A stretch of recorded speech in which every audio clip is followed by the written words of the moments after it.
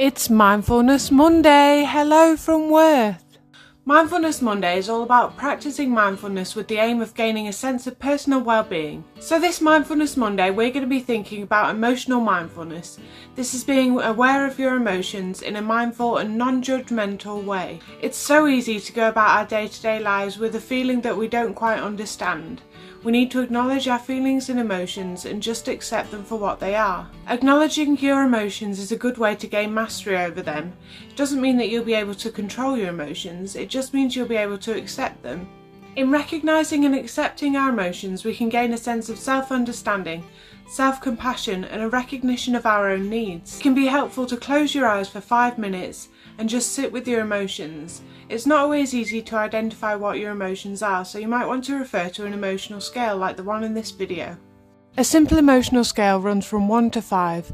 We can use emojis to represent our emotions, 1 being the most negative emotion, 5 being the most positive.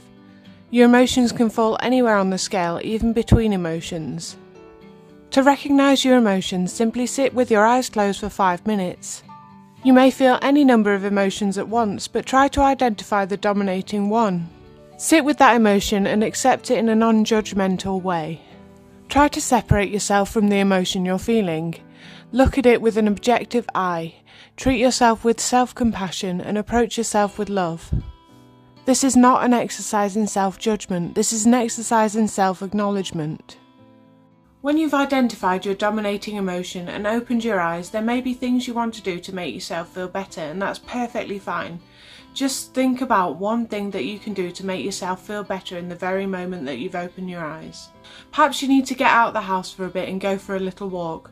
Perhaps you need to connect with an old friend. Perhaps you need some TLC, like a long soak in the bath.